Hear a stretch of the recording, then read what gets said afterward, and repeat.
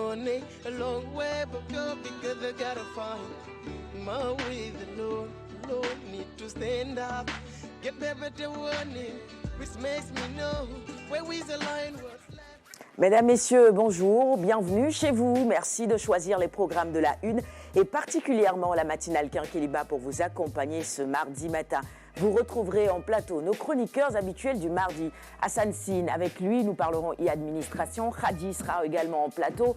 La littérature qui nous revient bien évidemment. Et puis, vous retrouverez un invité en plateau également. Et c'est Alioune Badarakan qui interrogera notre invité pour vous. Mais vous le savez, si vous êtes un habitué de cette émission, nous sommes en direct et vous avez donc la possibilité de réagir sur nos différentes plateformes digitales et notamment sur la page Facebook RTS1. Nous attendons bien sûr vos questions et commentaires sur les sujets que nous aborderons en plateau ce matin.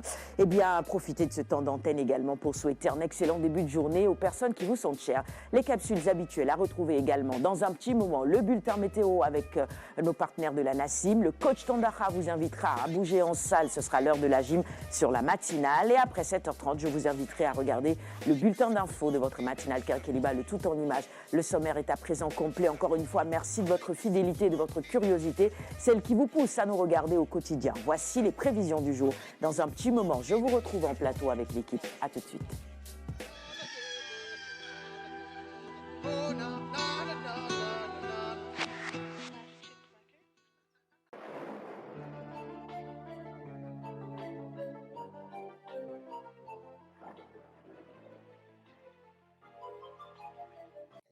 Mesdames et messieurs, bonjour et bienvenue. Des orages et pluies d'intensité variable sont attendus sur la majeure partie des localités sud et centre du pays au courant de la journée d'aujourd'hui. Par ailleurs, en début de journée, c'est un temps chaud qui sera noté à l'intérieur du territoire sénégalais avec des pics de plus de 40 degrés Celsius attendus au niveau des localités est. L'immense satellite, tout le monde, ces nuages denses qui vont nous ramener de la pluie et qui vont quitter la Guinée pour évoluer sur la moitié sud du pays. D'ailleurs, sur les prévisions de la journée, nous retrouvons ces nuages denses avec de la pluie attendue en Casamance vers le Sénégal oriental au courant de l'après-midi. Tardivement la nuit, ces orages et pluies vont atteindre les localités centre, entre Fatick, Kaolack et Kaffrine, ainsi que sur la petite côte à l'envers, Mbour, à Dakar, Thiès, Louga, Linguère, Diourbel, en résumé vers le centre-nord. Le ciel sera nuageux avec des pluies fines attendues au courant de la nuit d'aujourd'hui. Mesdames et messieurs, c'est un temps stable qui sera noté au niveau des localités nord. D'ailleurs, dans cette zone nord, Podor enregistrera la température la plus élevée de 44 degrés Celsius pour la journée. 40 degrés à Matam, 42 à Bakel. Ailleurs, c'est des températures un peu plus basses en raison de la forte couverture nuageuse. 34 degrés Celsius attendus un peu partout au centre et sud du pays. 29 comme température la plus basse qui sera notée au niveau de la capitale sénégalaise et vers Saint-Louis. Voilà tout pour l'info de ce jour, mesdames et messieurs.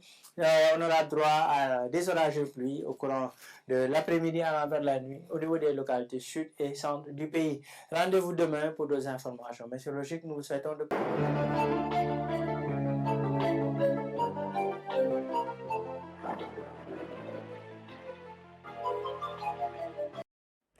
6h35, bienvenue si vous nous rejoignez juste à l'instant. Découvrez dans un moment les sujets que nos chroniqueurs aborderont en plateau. Restez avec nous, on va enchaîner avec la capsule du coach Tandara. C'est l'heure de la gym sur votre matinale. Je vous invite à suivre les mouvements du coach en salle.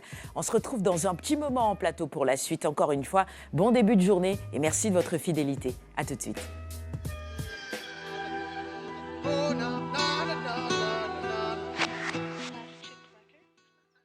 Madame, Messieurs, bonjour à tous. Merci de rester fidèles au rendez-vous avec votre émission Quinquiliba, la capsule gym, mesdames et messieurs, que vous aimez bien.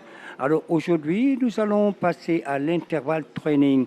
L'intervalle training avec du climber, avec également disons simplement un peu de cardio, mais aussi avec les appuis faciaux et d'autres ateliers. Et avec le coach Bou, mesdames et messieurs, vous allez en tout cas apprécier justement ces exercices qui peuvent être effectués du côté de la maison, aussi bien à la salle de sport, mais aussi et même en plein air, dans les milieux ouverts. Alors, mesdames et messieurs, n'oubliez pas la consigne particulière avec l'eau. Il faut boire avant d'avoir soif. Et là, la forte sudation, évidemment, il faut une certaine compensation, ce qui va vous permettre, en tout cas, toutes ces pertes subies en eau, eh bien, vous allez les récupérer, rien qu'en buvant de l'eau. Et donc là, 5 centilitres, et donc la bouche pleine, mesdames et messieurs, toutes les 10 minutes, en tout cas, boire avant d'avoir soif.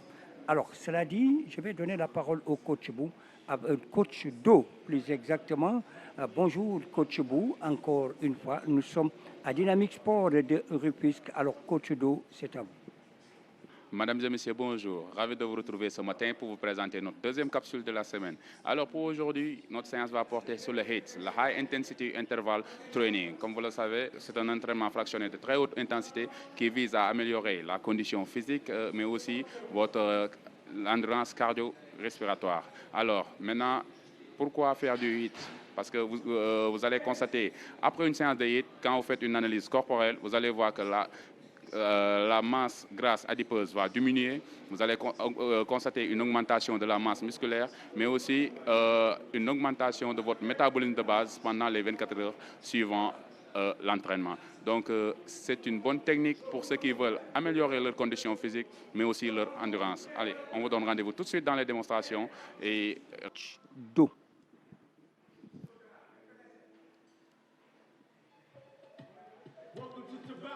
Alors, l'élongation, mesdames et messieurs, voyez, avec la respiration profonde, devrais-je dire, allez, on va tout étendre. Et ceci va permettre, en tout cas, mesdames et messieurs, une récupération assez rapide pour pouvoir reprendre sans aucun problème les exos à venir.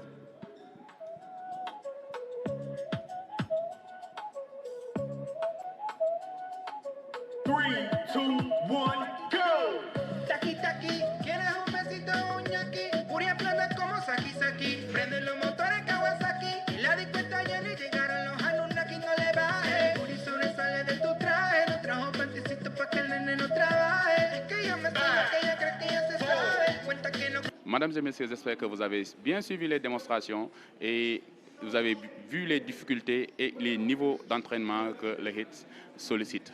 Maintenant, comme vous l'avez constaté, c'était un entraînement en anaérobie, donc il va falloir avoir une bonne temps de récupération après la séance, parce que vous avez vu que durant la séance, c'était en récupération incomplète. Allez, on vous donne rendez-vous demain, Inch'Allah, et portez-vous bien. Merci.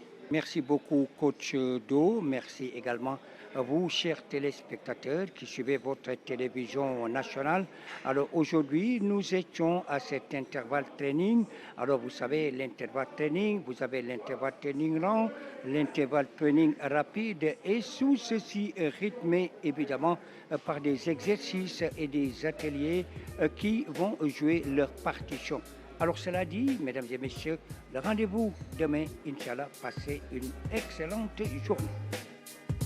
6h43, bienvenue si vous nous rejoignez juste à l'instant. Encore une fois, merci de choisir Kinkeliba. Bienvenue en plateau à l'équipe du jour. Bonjour Hassan. Bonjour. Bienvenue, bien réveillé. Merci, oui, très bien. Parfait. Au taquet. Au taquet, comme dirait l'autre. Alioune, comment vas-tu? Ça va. Bien réveillé aussi? Bien réveillé. Parfait. Avec qui partagerons-nous le plateau ce mardi matin Alors, nous aurons le plaisir pour ce deuxième numéro de la semaine de recevoir un grand monsieur de notre système de santé, le professeur Yerim Mbagnick Diop. Il est responsable donc du pilotage de la relance de l'industrie pharmaceutique locale. Un sujet d'une brûlante actualité quand on se fie à l'agenda du président de la République qui était dernièrement à Paris pour participer donc à cette rencontre sur la souveraineté pharmaceutique en Afrique, sur comment relancer cette industrie-là, parce que à la lumière de la Covid, on s'est rendu compte un peu de la vulnérabilité de notre continent qui était vraiment dépendant de l'assistance extérieure pour pouvoir sécuriser sa population face à cette pandémie. Donc, ce sera l'occasion de revenir un peu sur tout cela, sur la stratégie du Sénégal, sur les résultats glanés à Paris, sur l'accompagnement de certains champions nationaux pour qu'ils puissent s'intéresser à cette filière si importante, si névralgique qu'est l'industrie pharmaceutique. Voilà les questions donc, qui seront au milieu des échanges avec notre invité, le professeur Yerim Mbagnick Diop. Merci d'avoir accepté notre invitation et bonjour professeur. Comment allez-vous ce matin? Je vais assez bien. Assez bien, un peu sonné quoi, mais ça va. C'est l'heure. C'est pas toujours évident pour tout le Avec le monde. quinquilibre, j'ai pu me... Parfait. Allez-y. Oui, c'est pas évident du tout, même pour nous. Hein. Avec le temps, les gens vous disent on s'y habitue, mais je n'ai pas l'impression qu'on s'y habitue. C'est assez difficile tous les matins le réveil. D'ailleurs, lorsque vous dormez un peu trop, vous commencez à faire des rêves assez succulents. C'est là que vous vous rendez compte que vous êtes en retard, parce qu'en général, ça va pas aussi loin. 6h45, la revue des titres de ce matin qu'on va démarrer avec la une de Sud Quotidien ce matin sur un sujet sur lequel je voudrais vous interpeller, messieurs. C'est le démarrage du baccalauréat général qui est à la une de Sud Quotidien ce matin. 159 487 candidats à l'épreuve donc qui démarre aujourd'hui. Alors, le bac, quel souvenir est-ce que cela vous rappelle? Et puis aujourd'hui, comment est-ce que nos jeunes se préparent pour cet examen? Je vais peut-être commencer avec notre invité, professeur Diop, vous qui, quelque part, d'une certaine façon, passez le bac cette année. Oui. Comprenez entre les lignes. Lisez entre les lignes. C'est vrai que le bac, c'est toujours quelque chose d'extraordinaire. Parce que ça fait maintenant quand même 81. Donc, je suis un vieux bachelier. Et aujourd'hui, j'ai mon second garçon qui est au Prytanée militaire, qui fait le bac cette année. Et je souhaite à tous ces potaches une belle réussite. Oui. Donc, beaucoup de concentration et quand même une petite relaxation. Donc c'était ma méthode quoi. Je n'ai pas traîné pendant mon cursus. J'étais concentré et relâché. Concentré et relâché. Hassan. Oui. J'ai des souvenirs du bac, pas aussi lointains peut-être que notre invité, que M. Diop. j'imagine. Mais voilà, c'est un moment très très important de la vie et les préparations, le déroulement, l'attente des résultats, tout devrait être en tout cas imprimé quelque part parce que c'est des moments qu'on ne retraverse presque plus dans sa vie. Donc c'est l'occasion en tout cas de souhaiter bonne chance à tous les futurs bacheliers, à tous les élèves en tout cas qui se sont préparés durant toute cette année. Et il se trouve que moi aussi j'ai une candidate cette année. Ah oui? Oui, la cadette, la chatte de la famille, Seynabou, donc qui passe cette année son bac. Je lui souhaite bonne chance. Et à travers elle, je souhaite aussi bonne chance à tous les candidats élèves, finalement. Voilà. Alioune Badarakan, le baccalauréat, le fameux bac. Ah, le fameux bac, hein. Donc le bac pour pouvoir traverser, atteindre l'autre rive. Hein. C'est ça, la liberté, l'université, le campus universitaire. L'université, hein, pratiquement le premier diplôme universitaire, je pense que c'est ce que l'on dit. En tout cas, c'est un examen très solennel de par son organisation au Sénégal, tellement solennel que finalement, ça déteint même sur un peu la psychologie des candidats qui sont tellement stressés. Donc peut-être qu'il faudrait, par rapport à ce qu'a dit notre invité, revoir un peu l'organisation hein, oui. Hein, donc, du bac, la formule, pour qu'elle soit beaucoup plus relaxe, hein, pour que les candidats ne soient pas aussi stressés. C'est important également. Deuxièmement, demander aux parents, surtout à nos mamans, de ne pas inculquer très tôt cet esprit de concurrence à leurs enfants, surtout quand ils vivent dans la grande famille. Hein. S'il y a beaucoup de candidats dans la cour, un tel est votre cousin, il ne doit pas être plus digne que vous. S'il parvient à avoir le bac, pourquoi pas vous? Donc vous devrez l'avoir aussi. Donc ça également, c'est un supplément de stress sur pas mal de candidats. Et puis voilà, nous féliciter de l'organisation parce que quand même, ce n'est pas facile. Hein, sur toute l'étendue du territoire, faire composer autant de candidats en 3 jours, voilà, ça demande vraiment un sens élevé de l'organisation et cela démontre que nous avons une administration vraiment rompue à la tâche, hein, parce que le bac quand même se fait depuis pratiquement plus d'un siècle hein, au Sénégal, on peut le dire, parce qu'il y a des candidats durant l'époque coloniale voilà, qui ont peut-être représenté le Sénégal d'une certaine façon. Alors, je me dis que véritablement, c'est un label à préserver. Et puis pour moi, donc, le souvenir qui remonte à la surface, c'est celui-là de mon père, hein, Père Bach, parce que moi, quand on citait mon nom là, je ne savais même pas qu'il était derrière. Et c'est mon fils qui a fusé. Hein. Ça, j'ai entendu cette phrase. C'est mon fils. Ça a fusé. Et jusqu'à présent... Il était à la proclamation des résultats. Il était à la proclamation des résultats. Moi, je n'en savais rien. J'étais stressé avec mon groupe d'amis et j'attendais. Et quand le président du jury a dit Alioune Badara Kane, voilà, numéro... Et il fallait voir Père Bach de l'autre côté, parce que moi, j'étais interloqué. C'est mon fils. Et là, j'ai reconnu la voix du papa. Je me retourne, c'est lui. Et il vient vers moi, il se jette dans mes bras. Donc, il n'est pas le seul parent à exprimer ainsi donc son contentement. Donc voilà, donc de beaux souvenirs me concernant par rapport donc à cet examen si crucial. Donc pour l'écolier, voilà, le futur étudiant. Tout à fait. Voilà. Ça me rappelle ma tante également qui a fait pareil à ma cousine. Mais elle est venue avec des verres fumés, les lunettes de soleil. Elle s'est cachée, faufilée entre les candidats pour aller regarder les listes. Et ma cousine qui l'a surprise, elle s'est rapprochée d'elle autant pour moi en disant « Mais madame, qu'est-ce que vous faites là? Vous êtes candidate aussi ou pas ?»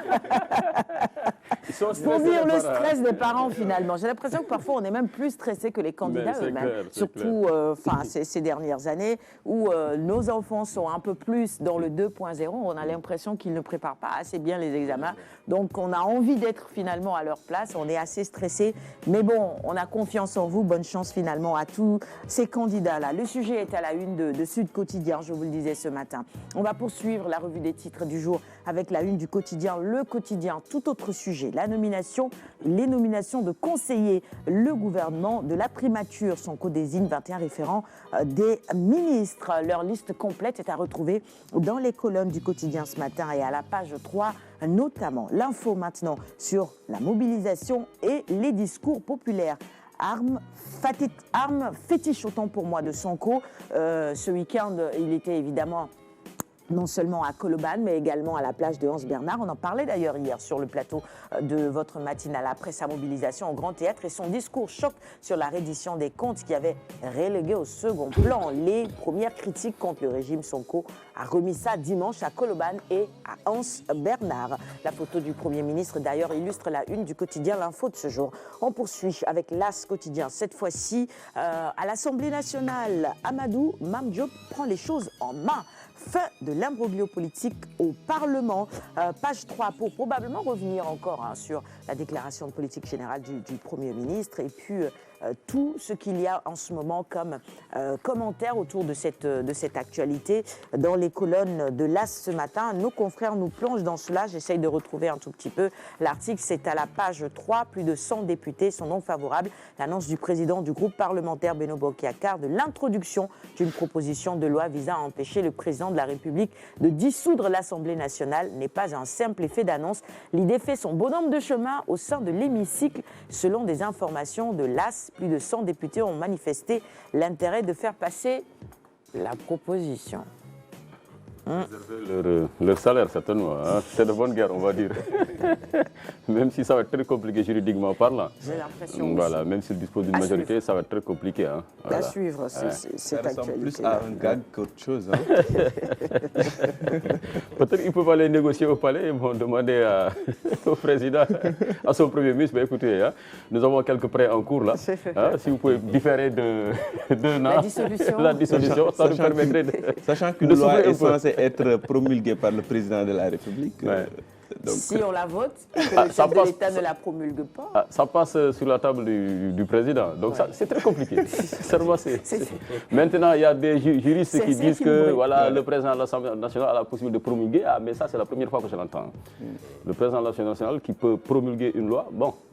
Ça, je donne ma langue au chat, en attendant des éclairages beaucoup plus approfondis de certains de nos juristes. En plus, ce n'est pas comme si on dissolvait l'Assemblée nationale régulièrement au Sénégal. C'est arrivé. La dernière fois que c'est arrivé, c'était quand? C'était en 2001 ou 2002 2001. Quand Wade venait d'arriver. Donc, je ne vois pas du tout le problème, parce qu'il n'y a aucun président qui en abuse jusqu'à maintenant. En tout cas, en septembre, ça fera exactement 2 ans, c'est ça? C'est ça, c'est ça. Il y en a même qui parlent du mois de juillet, hein, disant que c'est bien au mois de juillet. Donc, pour vous dire, et pas septembre. C'est un débat vraiment technique, quoi, mais entre juillet et septembre, je pense qu'on peut bien encore patienter quelques semaines pour au moins faire les choses dans les règles de l'art. Et ce qui a emmené ce débat sur la table, c'est bien sûr la déclaration de politique générale. Je le disais, et le sujet est à la une de 24 heures ce matin. Une majorité qui ne parle qu'à elle-même. Interrogation justement à la une du quotidien 24 heures ce matin. Quelle que soit la situation, il n'est pas difficile de solutionner cette carence. Si tant est-il que la volonté de Abdou Mbow et compagnie est de recevoir Ousmane Sonko à l'hémicycle, un dialogue de sourds ne saurait avoir sa place dans le contexte politico-social actuel. Analyse donc de nos confrères de 24 heures sur cette situation ce matin. À la une de Source, à la suspension de l'accord d'entreprise à la RTS. L'histoire derrière l'augmentation, eh bien nos confrères nous plongent dans cette affaire qui nous concerne et nous interpelle tous ce matin. C'est le SYNPIC, section RTS et la CNTS qui ont été les premiers syndicats à défendre cet accord d'entreprise, ce depuis 2022. Les conditions, évidemment, dans cette entreprise, les conditions de Racine Talla avant la signature de l'entreprise, c'est-à-dire tout est revu en détail dans les colonnes de Source à ce matin. À la page 5, au moins en lisant, vous avez les vraies infos et pas forcément les infos qui circulent sur les réseaux sociaux. Et puis à la une également, le projet de suppression du pouvoir de dissolution de l'Assemblée nationale par l'exécutif. On en parlait à l'instant, l'avis de Mawan Ndiaye, constitutionnaliste ce matin. Pour lui, le chef de l'État est obligé de motiver son refus de promulguer une loi. La Constitution lui donne un délai de 6 jours pour saisir le Conseil constitutionnel si on en arrive là. À la une de Direct News ce matin, carnage foncier à Hambourg, 4 et Hans Bernard, qui sont ces hommes à hectares. Interrogation donc, nos confrères ont donc enquêté pour nous. Après sa visite inopinée sur le site de Mbour 4, le président Bassirou Diomaye Faye s'était engagé à publier la liste des bénéficiaires de ces hectares. Mais jusqu'à présent, cette liste peine à être rendue publique. Qu'attend-il? Interrogation donc de Direct News ce matin. Et puis, qui sont les bénéficiaires justement de ces parcelles? Qui leur a octroyé ces terrains également? Interrogation légitime donc à la une du quotidien Direct News de ce jour. On va finir la revue des titres de ce mardi 2 juillet 2024 avec Stade, quotidien spécialisé en sport. Des étincelles pour Brésil-Colombie à suivre bien évidemment. Et puis hier, à Lyon, finalement, la France est passée. Hein. Bon, comme toujours, hein, devant la Belgique, la France, je le disais hier, elle a une ascendance psychologique sur les Belges. Hein, ils ont une ascendance sur leurs cousins belges, donc les Français, à chaque fois, malgré l'équipe belge qui sera présentée face à la France. Psychologiquement, elle va toujours faillir. Je ne sais pas pourquoi, qu'est-ce qui l'expliquerait bien. Peut-être c'est un peu la malchance, peut-être que la France est un peu leur bête noire. Hein, parce que dans le jeu, quand même, les Belges auraient mérité au moins d'aller jusqu'au tir au but, même si la France, quand même, a bien maîtrisé son sujet. Mais elle ne s'est pas réellement créée d'occasion franche. Mais comme on le dit, dans le sport, l'ascendance psychologique est extrêmement importante. Probablement, oui. Et pour une fois encore, la Belgique en a été victime. Mais bon, cette France-là, c'est la même hein, depuis un certain temps, depuis que Deschamps est en place. Hein, elle a la baraka, absolument. Elle sait faire l'essentiel. Exactement. S'en sort toujours avec des scores étriqués, mais va toujours au bout. C'est ça. Et cette fois-ci également, j'ai comme l'impression que c'est du déjà vu. Mais en quart de finale, ils auront le Portugal. Ah oui. Voilà, une autre ex-victime. Voilà, préféré de la France, mais depuis leur victoire à l'Euro, en France même, les choses ont changé, la donne a changé, donc ça promet, moi je dirais du 50-50. Je me souviens de cette victoire. Cristiano Ronaldo était finalement le coach, j'ai l'impression, parce qu'il n'a pas joué tous les matchs et quand il était sur le banc, il était survolté, j'ai envie de dire. Il n'arrêtait pas de gesticuler et on se souvient encore de ce sacre du Portugal. Mais attention, c'est un match revanche finalement pour la France, quelque part. Oui, c'est un match revanche, hein, parce que les Français n'ont toujours pas digéré ça. Hein, parce que c'était avant 2018, avant qu'ils ne prennent la Coupe du Monde. Donc, ils voulaient vraiment ce trophée qui était organisé chez eux. Et donc, voilà, je pense que c'est un match qui promet, même si, depuis le début de l'Euro, si c'était la CAN qui était comme ça, je n'imagine pas les commentaires des commentateurs sportifs européens sur le niveau de la CAN et tout ça. C'est insipide, il n'y a pas de but, il n'y a pas beaucoup de rythme et tout, mais voilà, c'est l'Euro quoi. C'est ça. C'est nul, hein? Merci de le dire, merci de le dire. Parce que même dire c'est la meilleure des compétitions. Ils ont critiqué la CAN aussi, hein, en disant oui, le niveau de jeu, ils le font chaque année. Le niveau de jeu, c'est pas assez intéressant, c'est pas une compétition intéressante. Et pourtant, quand on regarde ces matchs de ces équipes africaines, le niveau, en tout cas quand on compare la dernière CAN et les deux dernières d'ailleurs, hein, celle remportée par, et même il y a du rythme, il y a des buts et il y a du suspense. Et c'est beau à voir, contrairement au 1-0, 0-0, au tir au but. C'est ça. Contre son camp. Merci. Comme hier, contre son camp, pour que la France puisse passer. Il y en a eu presque une dizaine depuis le début. Finalement, c'est comme ça que ça avance. Bon, allez, c'est tout pour la revue des titres de ce matin. Merci de l'avoir suivi. Il est 6h59 exactement. Hassan, ton sujet de ce matin, ce sera ? Nous allons revenir sur le Salon international des professionnels de l'économie numérique, CIPEN, qui s'est déroulé donc jeudi et vendredi dernier au King Fahd Palace. Juste le temps de préciser à nos téléspectateurs que Khadine Ndiaye nous rejoindra en plateau. Ne vous en faites pas. Ce ne sera pas une chaise vide du début à la fin. Elle arrive dans un petit moment pour la chronique littérature et ce sera dans la deuxième partie de cette émission. On va poursuivre avec ta chronique Hassan Sine et c'est juste après ceci.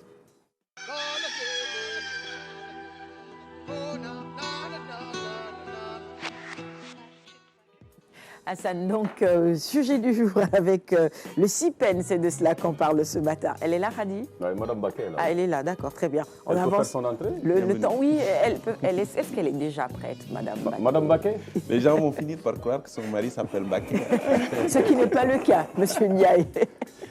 Mais bienvenue sur le plateau, ma chère Khadi. Installez-vous, Madame.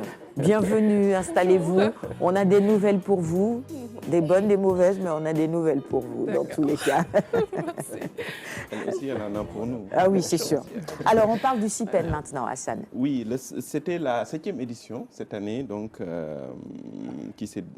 cette édition s'est déroulée les 27 et 28 juin 2024 au King Fahd Palace, comme je viens de le dire, et sous la présidence donc du ministre de la communication, des télécommunications et du numérique. Et il faut dire que le ministre en charge de l'économie et de la coopération, M. Abdurrahmane Sarr, était aussi de passage au niveau du CIPEN parce que c'était en même temps les assises du CNP. Et donc cette rencontre de cette année a eu un cachet particulier avec la digitalisation dont on parle très, très régulièrement. Donc là, vous avez le stand de Sénégal numérique donc, qui était de la partie. Et c'était une des premières sorties du nouveau directeur général, M. Isidore Diouf, donc, qui a accompagné le ministre de tutelle lors de la cérémonie d'ouverture, mais aussi pendant les visites de stand. Il faut dire que tout l'écosystème de l'économie numérique était sur place. Et donc, c'était des moments d'échange, mais aussi des panels qui ont permis, en tout cas, aux participants de revenir sur les thématiques fortes de la digitalisation en cours dans ce pays, ou en tout cas voulues par les autorités. Il faut juste rappeler que le CIPEN est organisé donc par l'Optic. Optic, c'est l'organisation des professionnels des technologies de l'information et de la communication. Et donc l'événement met en lumière l'importance d'une économie numérique inclusive et durable. C'était d'ailleurs l'une des thématiques de cette année.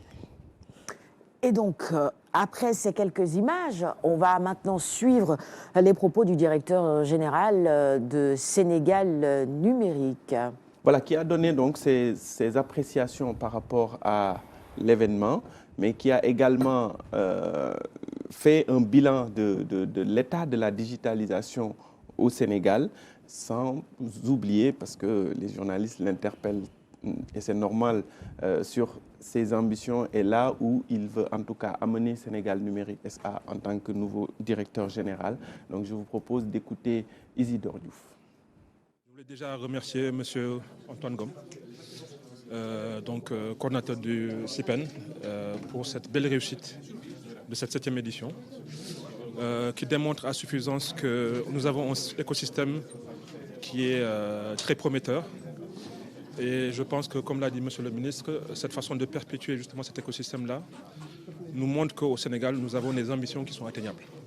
Atteignables pourquoi ? Parce que nous avons les connaissances, nous avons la technique, nous avons les compétences. Et surtout, quelque chose qui me semble très important, qu'on n'avait pas avant, nous avons un sponsorship du président et de l'ensemble du gouvernement. Donc c'était quelque chose qu'on peut considérer qui manquait un peu par rapport aux anciennes politiques gouvernementales.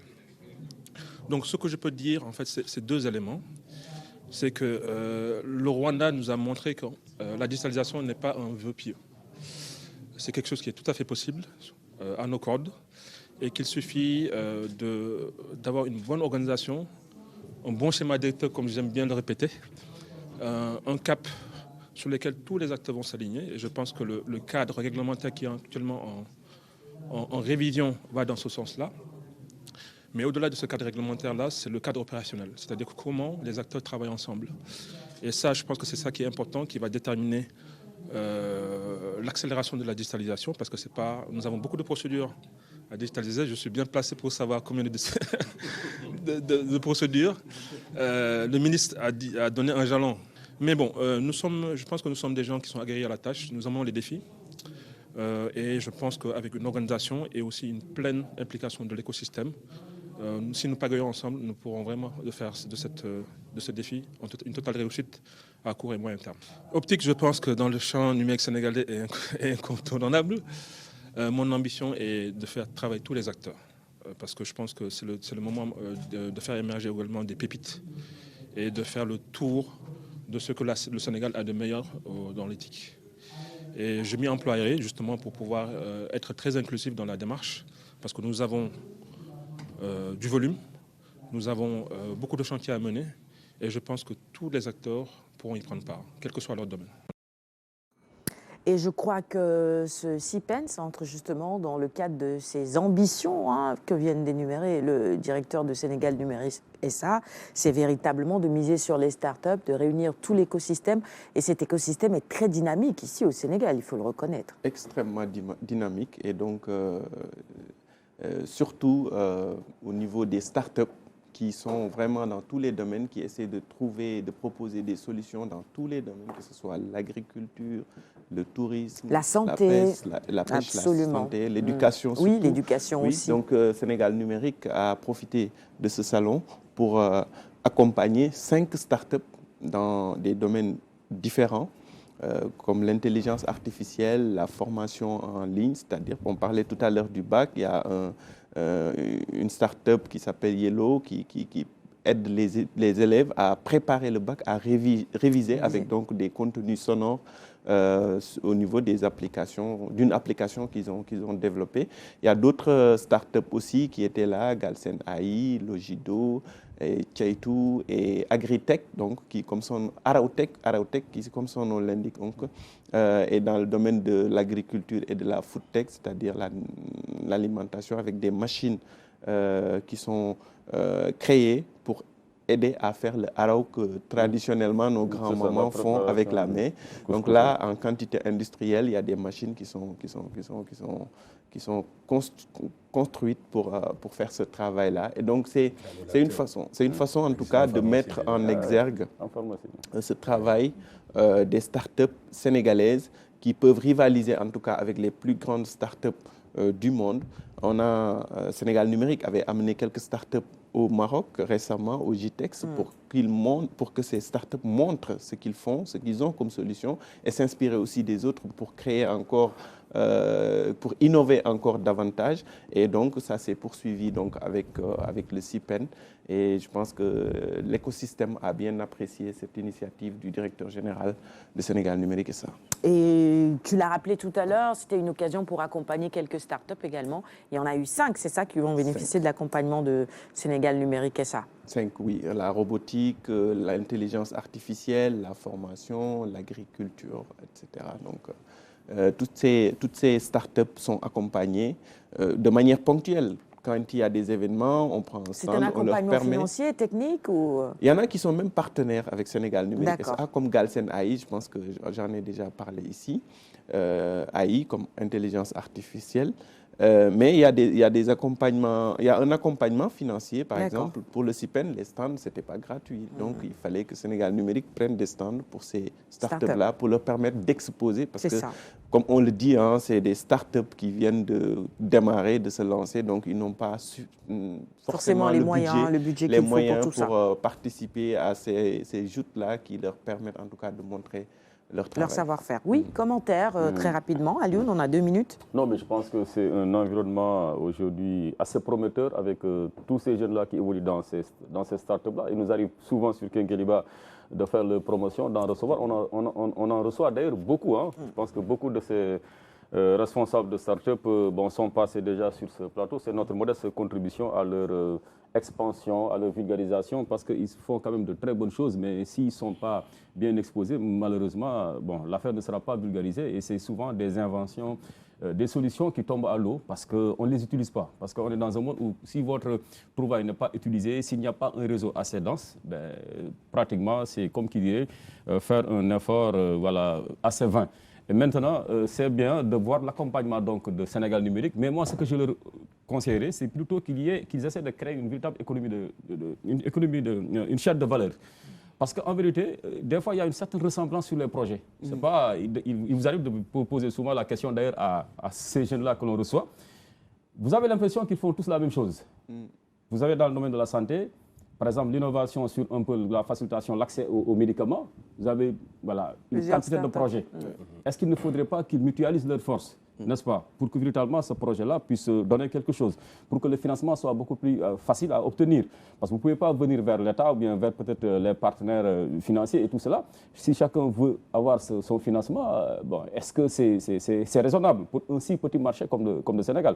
Et d'ailleurs, on reviendra sur la nécessité souvent de mutualiser certaines de nos actions en Afrique, à plus forte raison un petit pays comme le Sénégal. Donc pour moi, ça c'est vraiment mon credo. Je ne suis pas un expert en la matière, mais de par l'expérience que j'ai, à travers les invités que l'on reçoit sur Kenkeliba, souvent, il y a des possibilités véritablement de partenariat pour créer une start-up, des start-up beaucoup plus développées, beaucoup plus résilientes, beaucoup plus fortes et capables de sortir véritablement des frontières du Sénégal. Et l'État aussi, que l'État puisse avoir le courage de les accompagner.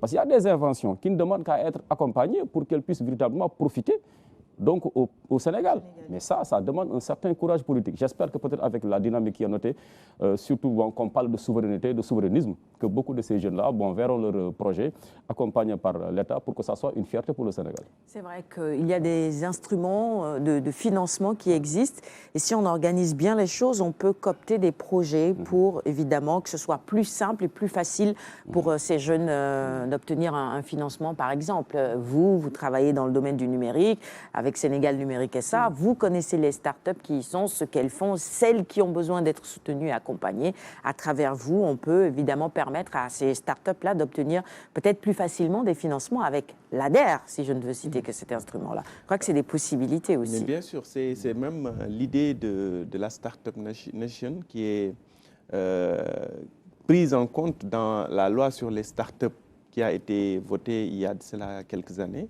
C'est très récent, 2 ou 3 ans. Et donc, c'est vraiment d'essayer de trouver le meilleur de ces startups-là pour qu'ils puissent accompagner l'État et le secteur privé dans leur travail au quotidien. Parce que il n'y a aucune, comme Alioune Badara l'a dit, il nous faut vraiment une chaîne de valeur. Il n'y a pas une seule structure qui peut prendre en charge du début, de bout en bout, un processus et gérer ça comme il faut. Donc il faut que chacun s'y mette, chacun prend une partie du travail à faire et donc au final, on se retrouve avec une solution. Ce n'est pas pour rien qu'on appelle ça solution, parce qu'il y a des problématiques qui sont identifiées et donc il faudrait trouver une solution à ces problématiques-là. Et donc, d'où les inventions, les innovations qu'on appelle très régulièrement solutions et applications. 7h12, merci beaucoup mon cher Hassan Sine. On referme la chronique de ce matin, évidemment. Le numérique, c'est aussi dans le domaine de la santé, on l'a rappelé tout à l'heure. On va poursuivre justement le magazine en interrogeant notre invité pour vous. Je crois que si on parle de souveraineté pharmaceutique en Afrique, le numérique a aussi forcément un rôle important à jouer là-dedans. On interroge tout ça juste après ceci.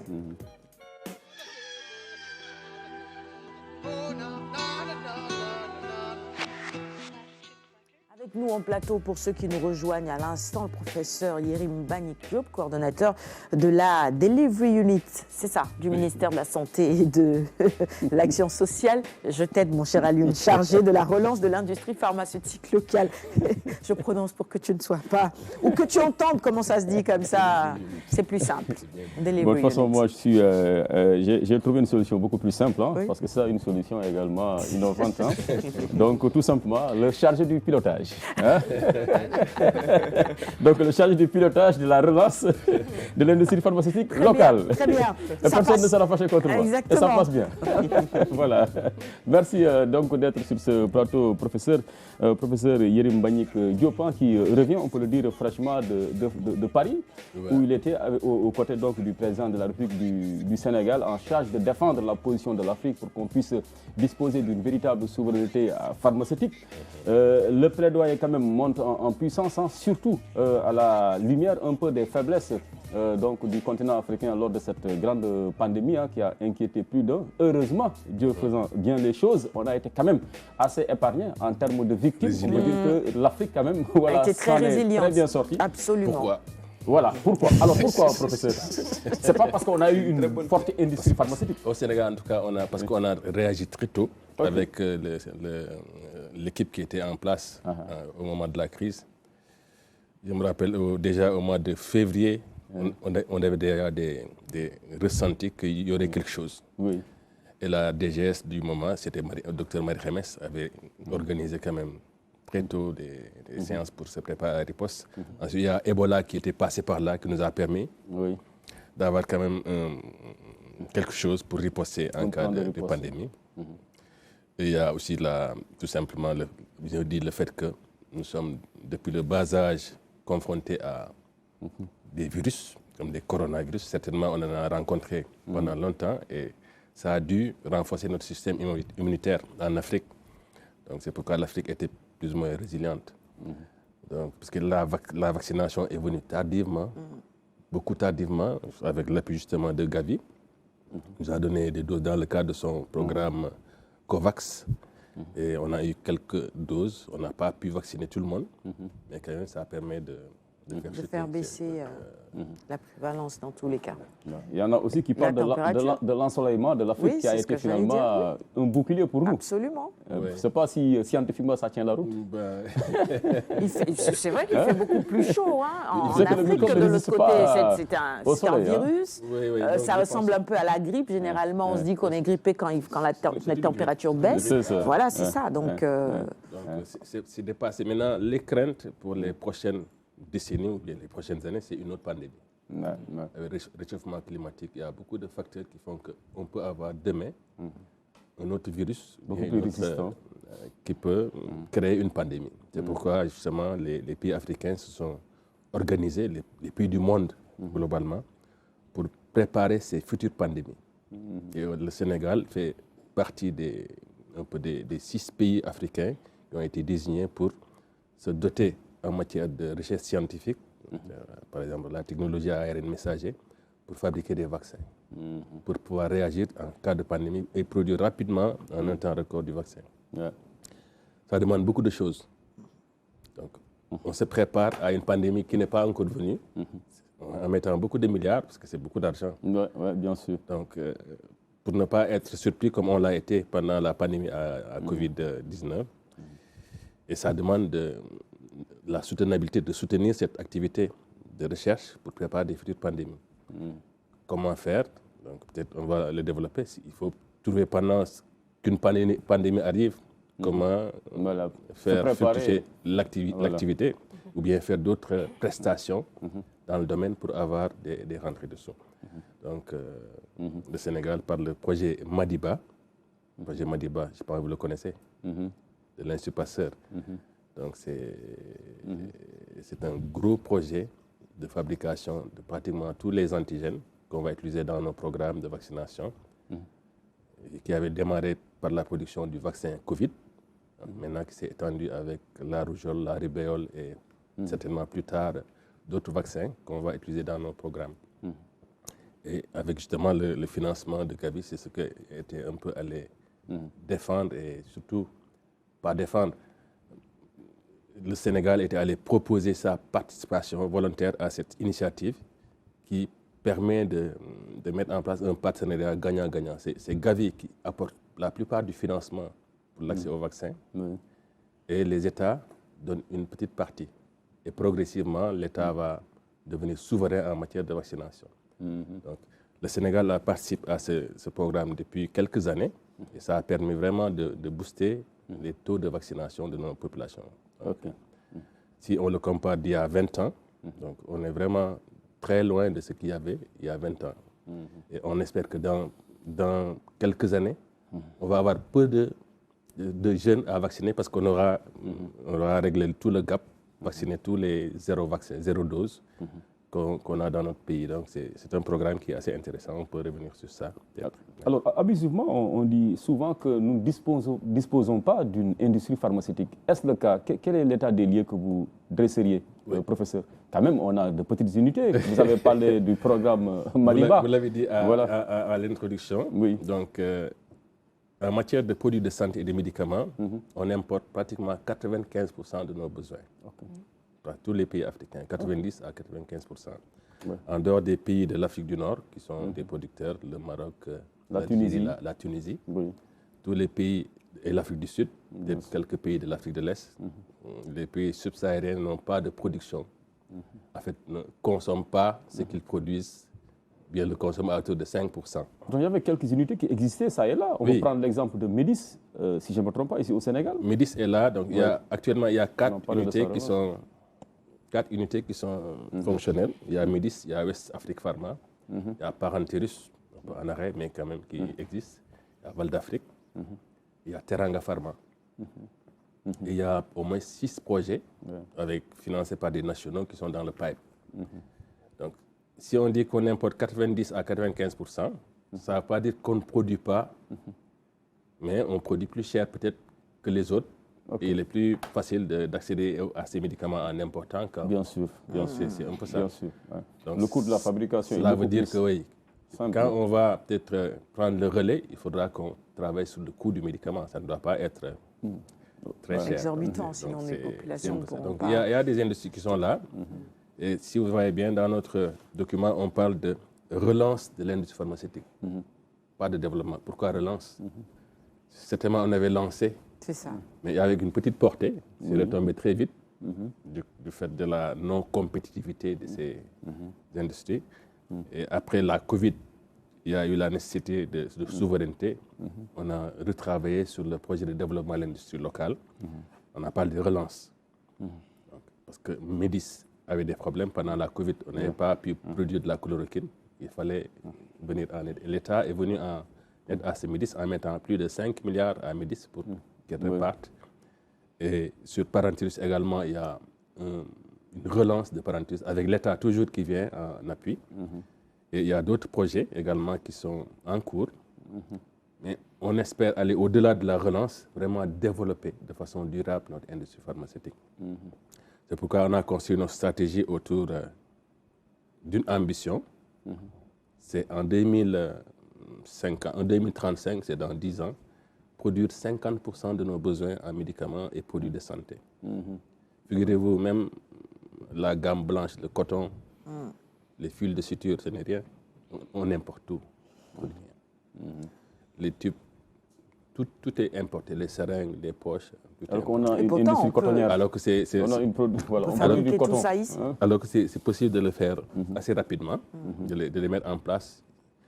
Il suffit de sensibiliser peut-être les investisseurs sénégalais. Ce n'est pas une affaire de pharmacien, c'est une affaire d'investissement. Et comme il y a des startups, comme vous parlez, dans le domaine de l'information, de l'informatique, il y a des startups dans le domaine du médicament, il y en a beaucoup. Pour preuve, le vaccin Covid a été fabriqué dans une petite boutique comme celle-là, avec BioNTech, qui ont développé la technologie. Et ensuite, c'est Pfizer, un grand groupe qui les a achetés. C'est ça. Et en peu de temps, ils ont gagné beaucoup de milliards. Bien sûr. C'est pourquoi dans notre stratégie également, on va reparler de ça, on a une stratégie de recherche, innovation, développement qui doit créer justement des start-up pour créer de nouveaux médicaments anticancéreux, C'est important, les anticorps monoclonaux ou d'autres médicaments à forte valeur ajoutée, parce que les médicaments quand même ont des différences. Mais bien sûr. À forte valeur ajoutée pour être dans la compétition. Parce que si on veut développer notre industrie pharmaceutique et on se limite à fabriquer du paracétamol, on n'y arrivera pas. On n'y arrivera pas. Il n'y a pas de... Mais il faut qu'on ait l'ambition d'aller dans les nouvelles technologies, comme l'a fait l'Institut Pasteur, à travers une stratégie quand même globale, de produire des vaccins à ARN messager, par exemple. Et ces vaccins à ARN messager, quand même, cette technologie permet non seulement de faire des vaccins, mais également d'autres thérapeutiques assez évoluées, qui demain vont être les thérapies. C'est ce qui a fait un peu le succès du Brésil dans le monde pharmaceutique. Hein. Oui, voilà. C'est l'innovation. Voilà, l'innovation. L'ARM, ça c'est un peu la marque déposée du Brésil, de l'Inde. Voilà. En Afrique, on a encore des problèmes de maladies infectieuses. Oui. Ce n'est pas le cas dans les pays européens. On a toujours les maladies infectieuses, mais on a une recrudescence ou bien une augmentation de l'incidence des maladies métaboliques, des maladies non transmissibles. Non transmissibles. Oui. Le diabète, le cancer. La tension artérielle. Donc notre industrie doit adresser les questions de santé publique de nos populations en Afrique. C'est ça. Donc, il faudra qu'on se positionne sur les médicaments essentiels. C'est ça. C'est normal. Être pragmatique dans la démarche. Mais également sur des médicaments qui traitent des maladies qui sont ici. Parce que, par exemple, la drépanocytose, il y a certaines maladies qui n'existent pas en Europe, qui développent les médicaments. Ces maladies restent des maladies orphelines parce qu'il n'y a pas de traitement. C'est ça. Donc notre stratégie devrait adresser ces questions de maladies négligées, maladies tropicales négligées, pour trouver des remèdes made in Africa. Et ça, c'est dans nos cordes, on pourra le faire. Voilà. Oui, c'était pour savoir un peu quelles sont les matières premières pour la fabrication de ces médicaments. Est-ce que ce sont des matières premières qu'on retrouve en Afrique? Est-ce que ou ce n'est pas le cas, ce qui expliquerait peut-être le retard de notre continent ou bien... Nous ne sommes pas en retard. Peut-être 2%, c'est pas beaucoup. Hein. Ouais. Il faut peut-être que je recadre un peu, parce qu'on ne peut pas toucher la matière tout de suite. Donc, quand on développait cette stratégie-là, quand même, on a réfléchi un peu pour voir sur la chaîne de valeur du médicament, on se positionne à quel niveau. Le médicament, c'est de la matière première, la découverte, jusqu'au médicament produit fini, avec tout le processus de validation, les essais précliniques, les essais cliniques, ensuite la mise sur le marché et la distribution. Donc tout ça, c'est des... Donc, on a regardé quelles sont les chaînes de valeur pertinentes pour le Sénégal, pour l'Afrique. Et on a choisi de faire des matières premières. Donc, on pense qu'avec nos plantes médicinales, on peut développer des matières premières, entre autres, et développer des médicaments à partir de ces plantes, les phytomédicaments, et plus loin, faire de la recherche pour trouver des molécules issues de ces plantes pour en faire des médicaments modernes. On s'est positionné également sur la production, parce qu'on a des besoins de médicaments en mettant des industriels qui vont faire des produits finis.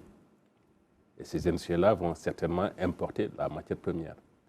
Et souvent, c'est des industriels quand même qui ont des partenariats techniques qui leur permettent d'avoir ces matières premières à partir avec leurs partenaires pour l'acquisition assez facile. On aura certainement les mêmes problèmes que la France, où tout le monde dépend de la Chine en matière de matières premières et de l'Inde.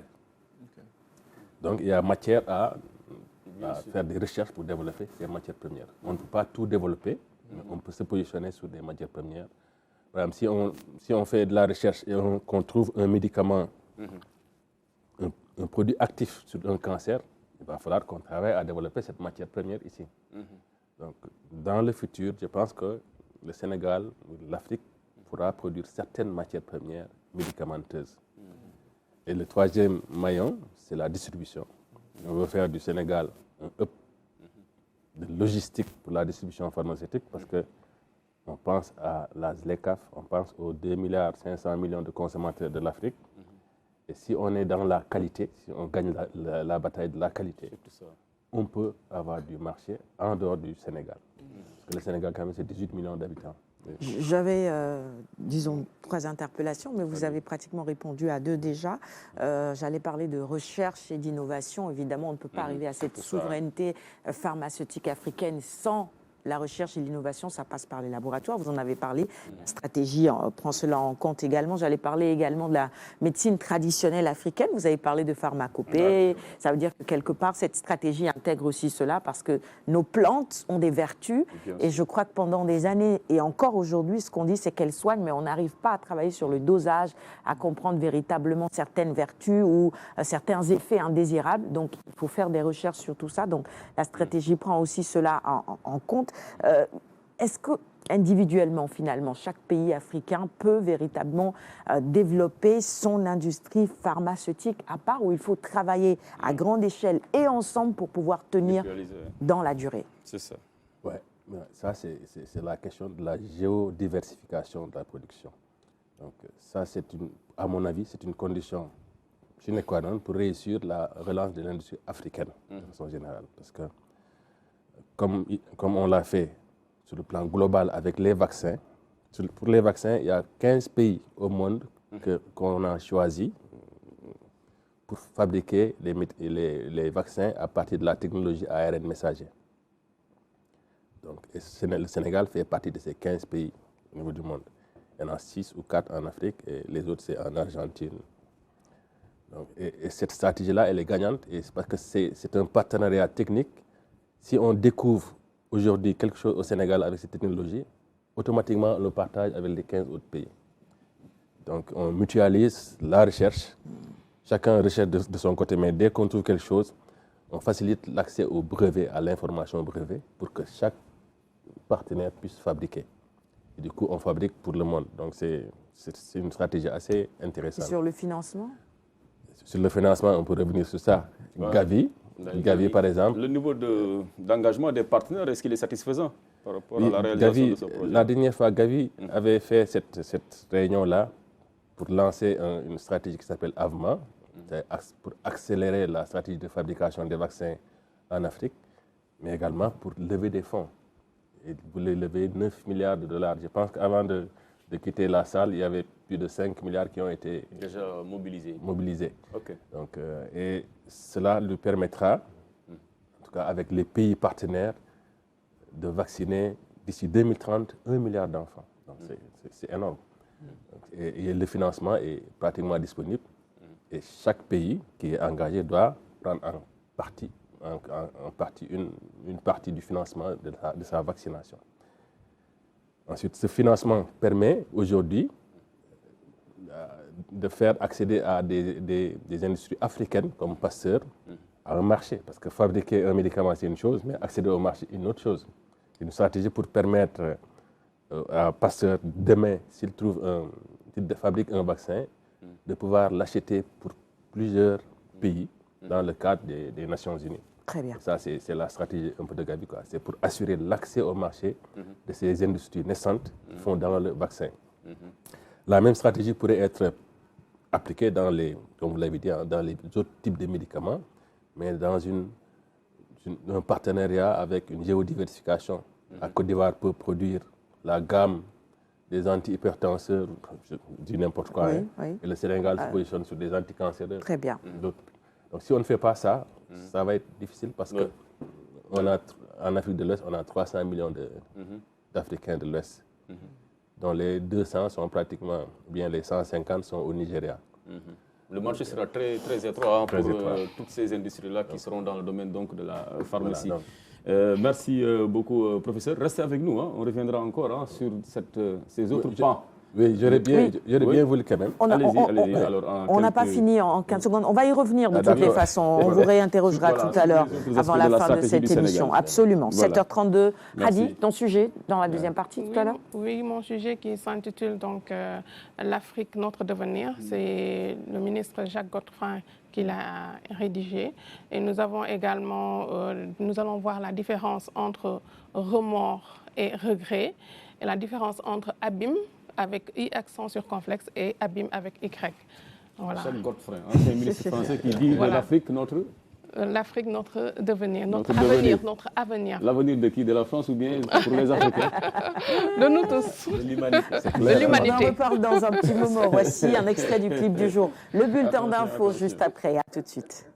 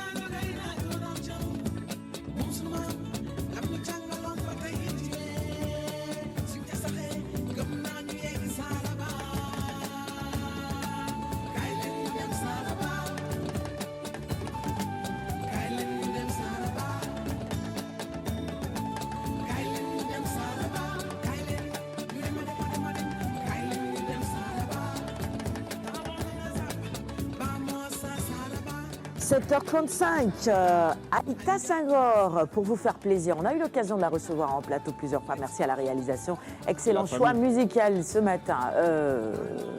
Oui. Le Sénégal est une grande famille, on va dire ainsi. Absolument. Elle est de la petite côte, évidemment. C'est ça. On lui souhaite une excellente journée.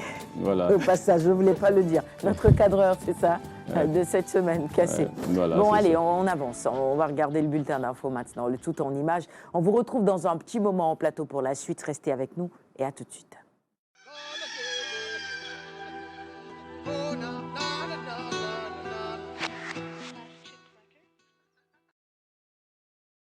Le ministre de l'Enseignement supérieur, de la Recherche et de l'Innovation était à l'université Gaston Berger de Saint-Louis. Les doléances listées ici sont plus ou moins identiques à celles des autres universités déjà visitées.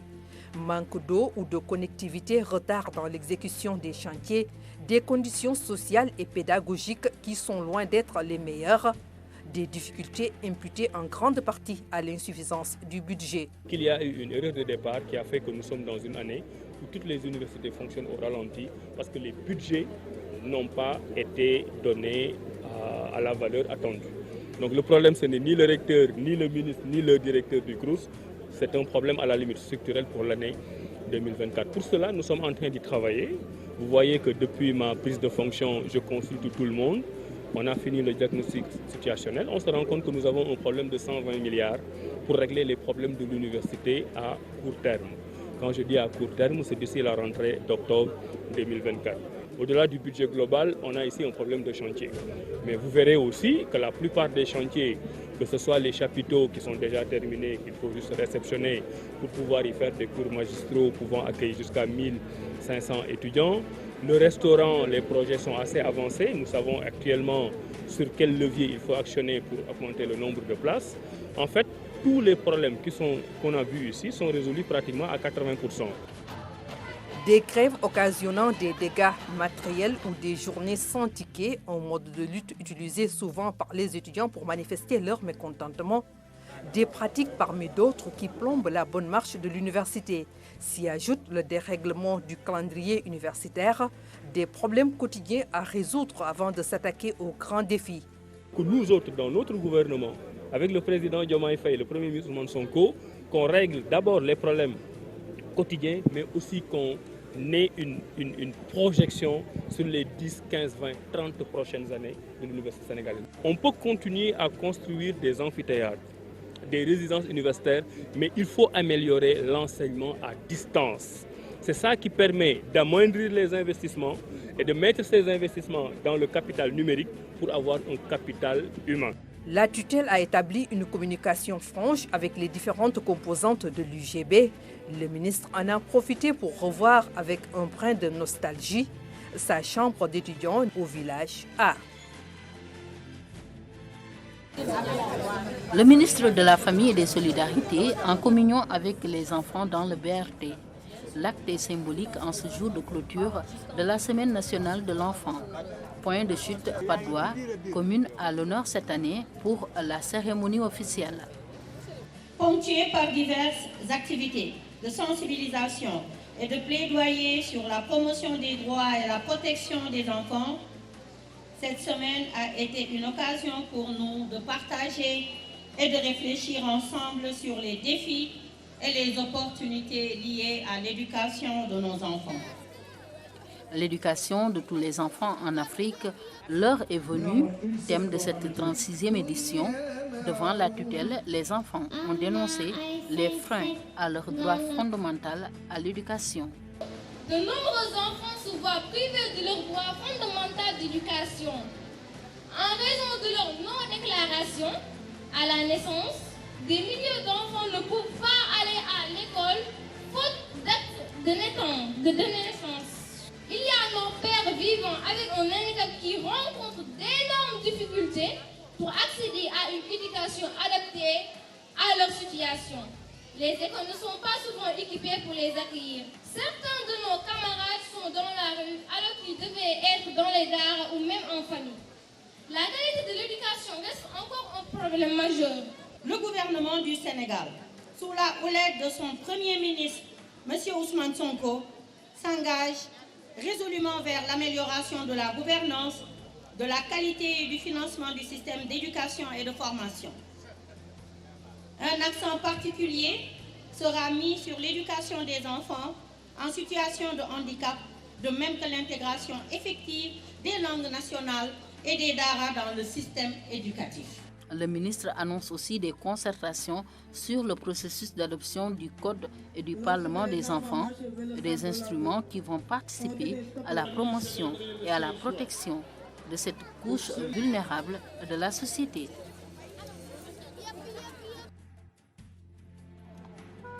Ce jour-là, ce sont les membres de l'association Basso Benyoro-Dema qui ont investi le terrain pour constater l'ampleur des coupes de bois dans la forêt de Woulimisira. Après seulement quelques minutes de marche, ils sont tombés sur un four à ciel ouvert. Ça s'appelle les fours.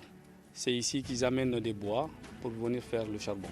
Donc ça, il y en a plein de fours qui sont comme ça. Donc quand ils coupent des bois, c'est ici leur dépôt. Donc ils font leur charbon ici. Avant cette étape de fabrication du charbon de bois, ces gens coupent souvent un arbre que l'on appelle en Wolof rad. Mais dans cette zone, c'est cet arbre fruitier que l'on appelle dimbu, connu pour ses vertus thérapeutiques, qui est la cible préférée. C'est des arbres, comme on a l'habitude de dire, c'est des arbres qui ne sont même pas secs et on les a coupés pour faire utiliser ça à d'autres fins. C'est inquiétant dans la mesure où vraiment la forêt de Missira, de l'est à l'ouest, du nord au sud.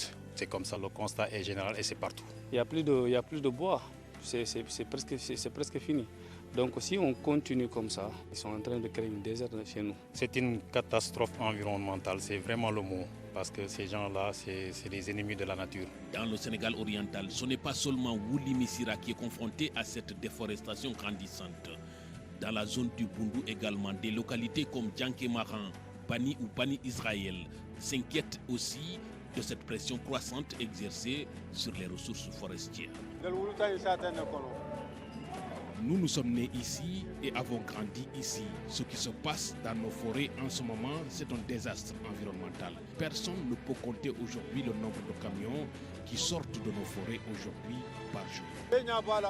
Avec le nouveau gouvernement, nous espérons qu'il y aura un changement quand même. Il faut que ça s'arrête. Nous disons non à la coupe de bois. Nous demandons aussi à la jeunesse de faire des reboisements, de conscientiser ceux qui sont en train de couper et d'arrêter de couper. Depuis 1982, nous avons engagé ce combat, mais on n'a jamais eu le résultat escompté.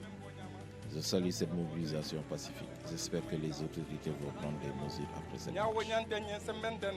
Rareté de la pluie, réchauffement climatique, perte de la biodiversité, Wuli Missira a pour aujourd'hui de toutes ces conséquences qui peuvent découler de la déforestation. C'est pourquoi les populations ont organisé cette manifestation pacifique pour alerter les nouvelles autorités étatiques sur l'ampleur du phénomène. On interpelle Monsieur le Président Bassirou Diomaye Diakhar Faye et son Premier ministre et le ministre de l'Environnement. Maintenant, notre combat, c'est quoi?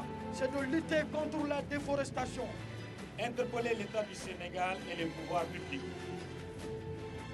sur la nécessité d'amplifier des mesures à la fois préventives, correctives, pour arrêter le fléau. Après cette manifestation pacifique, les populations locales ont remis un mémorandum au sous-préfet de l'arrondissement de Missira. Un document avec une série de mesures destinées aux hautes autorités étatiques.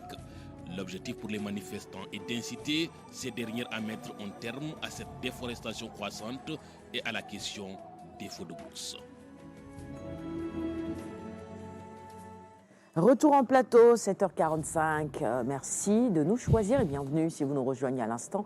Bon début de journée en notre compagnie. La chronique littérature, c'est avec Khady qui nous revient après, on va dire, un bref séjour, c'est ça? C'est ça. Exactement, parisienne. Khady, ce matin, on va parler de l'avenir, l'Afrique, notre avenir plutôt, de Jacques Godefroy. C'est l'ouvrage que tu nous as emmené ce matin? Oui, alors Jacques Godefroy, il est c'est un ancien ministre de la coopération. Il est également ancien député, mais également maire de Millau. Millau, que l'on connaît par le viaduc de Millau. Si vous allez là-bas, c'est un magnifique pont que vous allez adorer. Dans quel pays? C'est en France. Voilà. Et donc, j'ai eu l'honneur et la chance d'être reçue par le ministre Jacques Godefroy. Nous avons beaucoup parlé par rapport à ses ouvrages et particulièrement nous avons ciblé son ouvrage qui s'intitule L'Afrique, notre avenir et il en parle. Je vous propose tout de suite de regarder cet extrait. De répondre à ces critiques. L'Afrique, elle a d'abord d'immenses ressources humaines.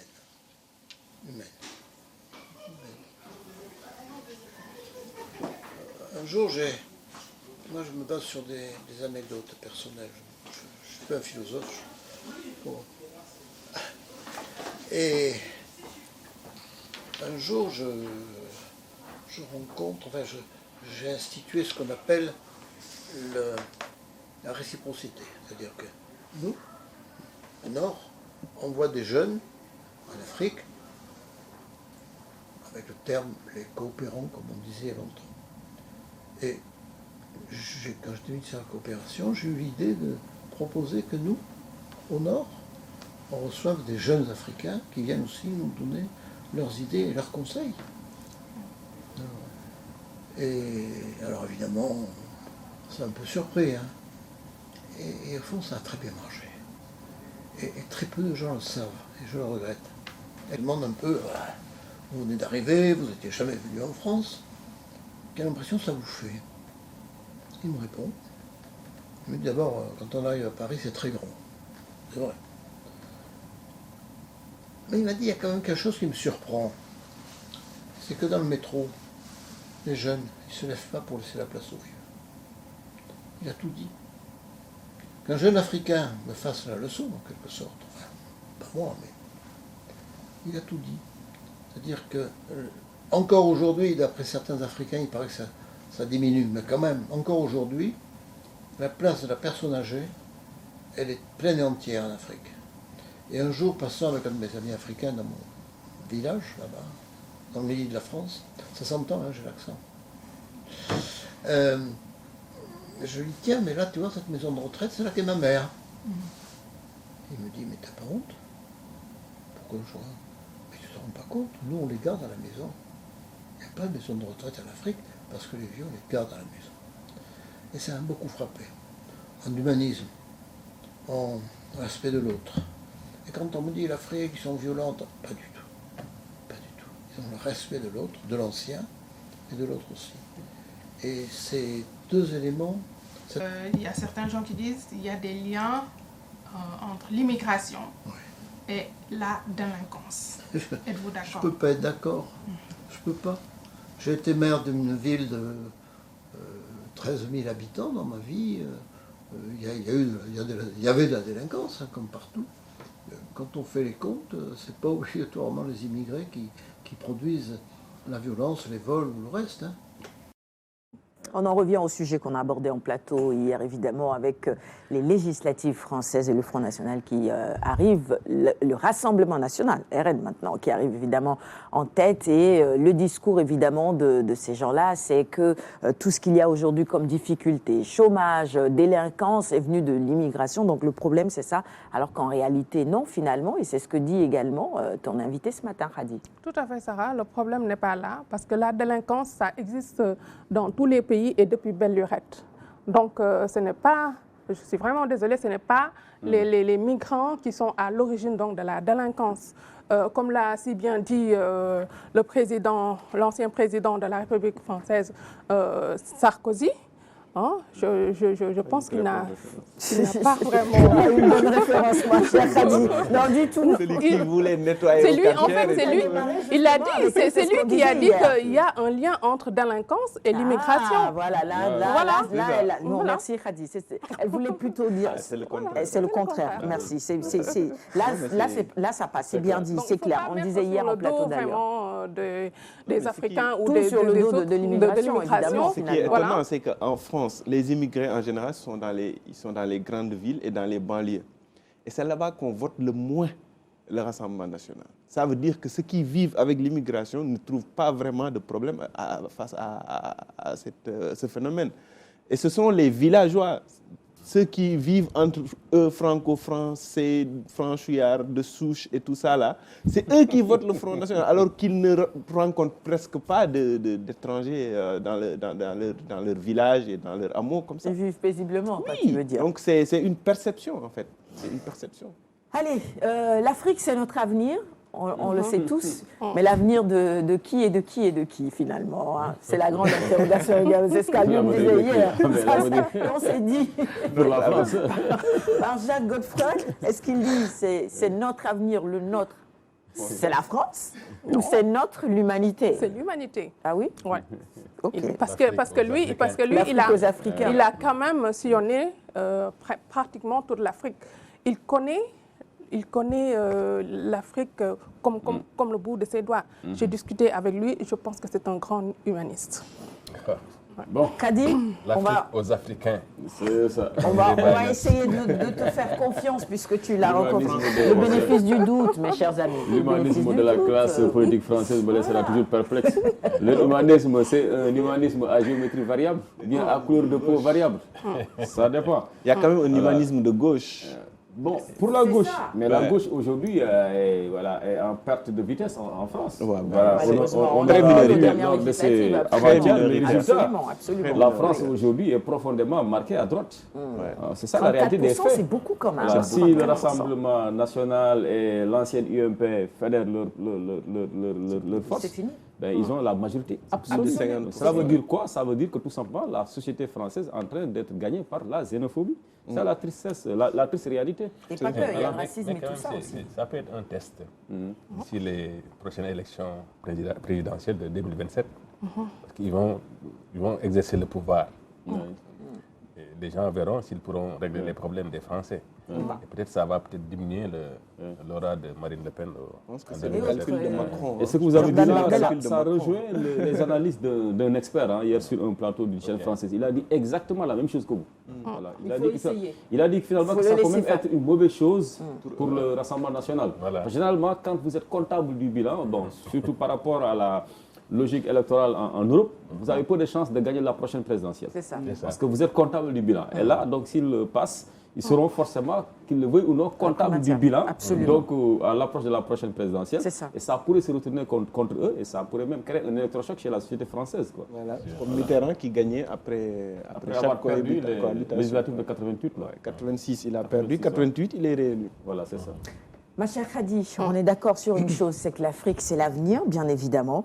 Et au-delà de cet ouvrage que tu nous présentes ce matin, tu voudrais revenir sur la différence entre certains mots, par exemple, remords et regrets. Oui, remords et regrets. Bon, on dirait que ce sont des synonymes, mais ce ne sont pas du tout des synonymes. J'ai toujours pensé que c'était la même chose. Hein? Oui. Oui. Alors, le remords est né de l'idée que l'on a mal agi et que l'on a fait une faute, un sentiment de culpabilité et implique souvent une volonté donc de repentir. Par exemple, l'assassin a des remords. Voilà. Et quand on regrette, donc c'est des plaisirs de n'avoir pas réussi à faire quelque chose, de ne pas avoir osé faire quelque chose. Voilà. Donc par exemple, pour les études, quand on n'a pas le bac, quand on n'a pas fait des études, on a des regrets. On a des regrets de ne pas faire mais pas des remords. Par contre, les remords, on a essayé de faire quelque chose, on a échoué. C'est ça, en fait, la différence. On peut regretter d'avoir fait quelque chose quand même. Non, on ne regrette pas d'avoir fait quelque chose. C'est des remords, ce sont des remords. Voilà. Donc, ouais. Les regrets, c'est on apprend quelque chose. On n'a pas fait, en fait. Je regrette de n'avoir pas bu cette tasse de quinqueliba ce matin. Ça m'aurait peut-être reboosté. Donc, je ne l'ai pas fait. Mais quelque chose qu'on a déjà eu à faire, on éprouve plutôt des remords par rapport à cela. C'est-à-dire, on a fait du mal. C'est quand votre conscience est troublée. Quoi. Oui, voilà, parce que vous aurez probablement fait quelque chose. Voilà. Il y avait une petite coquille dans l'écriture qu'on vous a proposée, donc naissance ou bien né avec l'accent plutôt et pas NAIT. Vous avez peut-être fait la différence vous-même en lisant un tout petit peu. C'est une petite coquille. La différence entre abîme avec I accent circonflexe et abîme avec Y, on y reviendra la semaine prochaine. Ça laisse le temps à nos téléspectateurs de regarder, de checker. C'est pas l'examen du bac démarre aujourd'hui, c'est pas dans le texte qui leur sera proposé par hasard. Si c'est le cas, ils vont t'en vouloir, ma chère Khady. Si c'est le cas, ils vont t'en vouloir. 4 minutes avant la fin de cette émission, on termine avec le prix de notre ami Idrissa Gor Kodjo. Invité dans le 30 mai 2024 a eu lieu au Centre culturel Blaise Senghor, la remise du Grand Prix de poésie africaine portant le nom de René Philombe, l'un des pères fondateurs de la littérature au Cameroun. Le prix a été décerné à Idrissa Gor Kodjo par Jean-Claude Awono, directeur des éditions Afrikia au Caléro, en présence du président Aline Badara Bey, des écrivains sénégalais, africains et du monde venus participer au Festival international du livre. Alors, je vous propose tout de suite de regarder quand même cet petit extrait. Voilà, si c'est disponible. Est-ce qu'il ne nous a pas envoyé des images, notre ami, parce que généralement, voilà, c'est ça, très bien. Bravo et félicitations à lui. Diallo, le président des écrivains de la région de Kolda aussi, à droite. Donc c'est la région de Kolda, plus précisément Vélingara, qui sont honorés. Voilà. Comme quoi, Khady fait des choix judicieux. Khady est universel, finalement. Et on a également une nouvelle parution qui s'intitule « Enfin dans tes bras, Marianne », qui est là. Mes yeux, qui est de Oumar El Foutiouba. On a déjà reçu sur Quinquiliba. Tout à fait. Enfin dans tes bras, Marianne. Oui, dans Ça, tes c'est bras, une belle Marianne. histoire d'amour, j'imagine. Allez, 3 minutes avant la fin de cette émission, on va réinterroger notre invité très rapidement, professeur Yérim Mbagnick Diop, sur tout ce qui tourne autour de la souveraineté en Afrique. On a parlé du financement, de la contribution de Gavi et nos États africains, finalement. Comment doivent-ils soutenir, autant pour moi, ce projet, puisqu'on parle de souveraineté, ça doit peut-être d'abord démarrer par là, carrément. Oui. Donc, Gavi, c'est spécifique au vaccin. Oui. C'était l'occasion, quoi, qui faisait le larron, on en parlait. Mais nous, notre stratégie ne repose pas sur le vaccin. Le vaccin fait partie de la stratégie, mais c'est les médicaments essentiels pour les Sénégalais. Et elle a identifié des leviers par rapport à l'atteinte des objectifs. Des leviers qui sont des catalyseurs, parce que pour arriver à notre objectif, il faut prendre des réformes, notamment dans le domaine de la formation des ressources humaines. Parce qu'il faut une formation adaptée au métier de l'industrie pharmaceutique. Il faut réformer la recherche, innovation et développement, parce que c'est cette recherche-là qui va soutenir l'industrie pharmaceutique.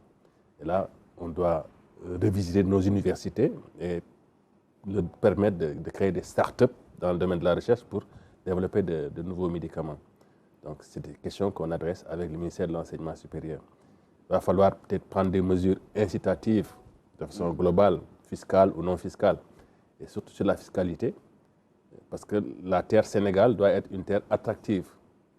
Elle doit être une terre attractive devant le Mali, le Burkina, la Côte d'Ivoire. Nous sommes en compétition souvent avec la Côte d'Ivoire. Pour cela, il faut que nos autorités prennent des mesures hardies sur la fiscalité pour vraiment attirer les investisseurs et faciliter, rendre compétitif, rendre attractif notre pays. Ensuite, il y a des réformes relativement à l'accès au marché.